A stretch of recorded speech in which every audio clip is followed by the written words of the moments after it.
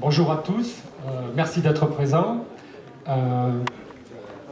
Nous allons commencer donc cette table ronde dont le thème est quels atouts il faut-il pour pouvoir dynamiser une métropole.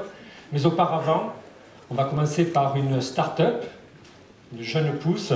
Donc nous avons Gilles Marchal, qui est le patron d'une start-up qui s'appelle E3D et qui est spécialisée dans les smart meters. À vous, Gilles.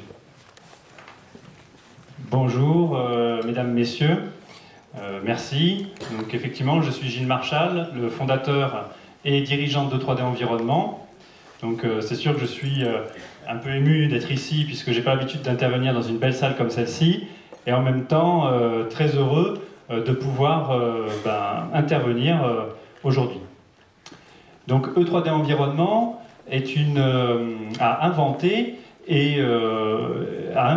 et ensuite mis sur le marché un procédé totalement nouveau, capable d'obtenir de vrais changements de comportement pérennes sur une population importante, voire très importante. Alors, nous sommes en 2012 dans un quartier d'Aix-en-Provence. Avec les connaissances de l'époque, nous sommes allés à la rencontre de 350 familles habitant 5 barres d'immeubles pour tenter de modifier leur comportement dans la gestion des déchets. Premier constat, les habitants se sont très vite intéressés à ce que nous faisions et ont adopté des astuces pour moins gaspiller. Le gardien du site, très occupé au départ, s'est intéressé à notre opération un peu plus tard, quand il s'est passé quelque chose de tout à fait inhabituel dans ce quartier de 800 âmes. En fait, le gardien a constaté rapidement qu'il y avait moins de déchets qui étaient jetés par terre. Et comme il tenait depuis le début de l'opération un cahier, il avait un chiffre de 500 litres de déchets qu'il ramassait par terre, il est passé à 100 litres. Deuxième constat, c'est donc possible, changer les comportements, c'est donc possible. 3 ans plus tard, en 2015, nous sommes à Montpellier. Cette fois-ci, l'échelle n'est pas la même. L'opération concerne 5 fois plus d'habitants. Cette fois-ci, ce ne sont pas des spécialistes en sciences sociales qui sont sur le terrain, mais des agents de la métropole. Cette fois-ci, ils utilisent une méthode totalement reproductible, qu'un algorithme vient enrichir à partir des réponses apportées par les habitants. Cette fois-ci, les agents de la métropole ont une tablette qui leur permet de tenir très facilement le bon discours, d'être pédagogue avec la population pour que la population s'implique dans l'opération. Cette fois-ci, le périmètre est bien plus large, puisque nous agissons sur plusieurs comportements dans 5 domaines. Dans l'eau, l'énergie, les déchets, la propreté et les déplacements, pour favoriser le mieux vivre ensemble. Alors tous ces changements de comportement contribuent à développer l'image de marque de la collectivité et connectent les habitants entre eux. Et tous ces changements, en plus, est une formidable opportunité pour vous, collectivités locales, de réduire vos coûts de fonctionnement. Que dire de plus? De réduire donc vos coûts de fonctionnement. Ensuite, je vais résumer un peu les 3 points, les 3 points qui sont importants à retenir de ces interventions sur le terrain. Que faut-il retenir? Première chose, eh bien que les comportements peuvent être changés à partir du moment où on utilise de nouvelles méthodes et qui sont aujourd'hui totalement prouvées dans leur efficacité. Deuxième chose, eh bien, on voit que la population attend ce type de démarche et que vous, collectivités, bâtisseurs, êtes légitime et attendu pour apporter ce nouveau marché, ce nouveau service plutôt à la population.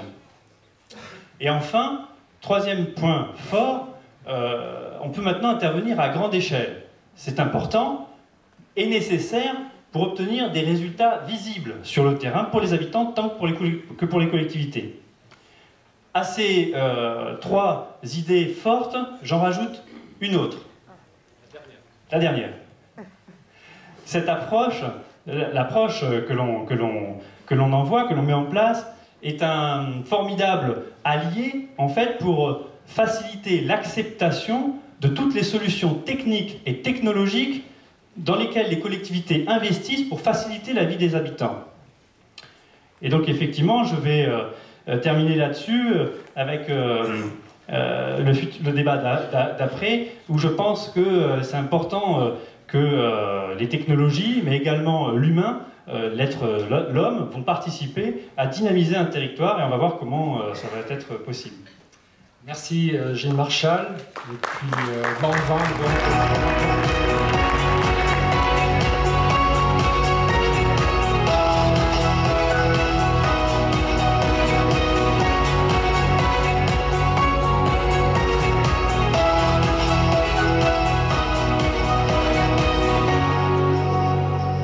Bien, comme le temps nous est quand même très compté, il y a eu pas mal de retard, donc je vais présenter nos intervenants de gauche à droite.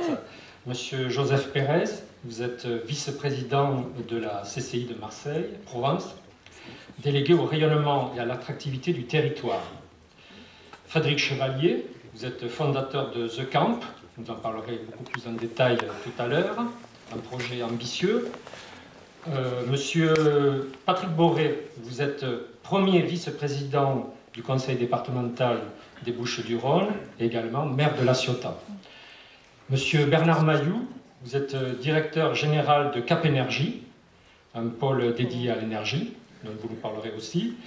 Et puis monsieur Joseph Pérez, monsieur Gérard Lopez, je savais qu'on l'avait dit tout à l'heure, monsieur Gérard Lopez, vous êtes président du directoire de BVA, vous n'avez pas dû me le dire.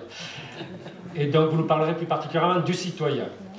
Le thème c'est quel atout faut-il pour dynamiser une métropole? Bon, c'est vaste, donc chacun a sa spécialité.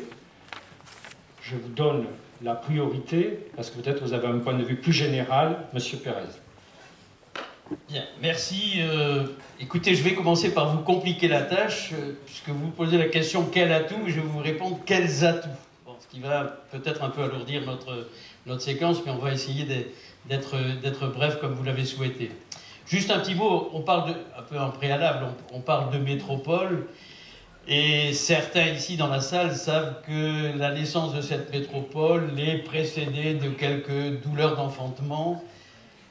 Donc on peut peut-être juger un peu superficiellement comme ça, mais qui en vérité sont justifiés, il faut le dire, par l'existence de particularités locales, d'un certain nombre de spécificités, d'identités locales, et que cette existence-là est craintive de la création d'une métropole qui pourrait venir un peu niveler. Donc voilà pourquoi on peut expliquer qu'il y ait eu ces difficultés-là. Mais en vérité, comme on a des élus politiques intelligents, on sait qu'ils ont un thème, penser global et agir local. Et ils vont faire ça très bien demain. Et cette métropole, vous verrez, sera une métropole demain matin totalement acquise par toutes les populations du territoire.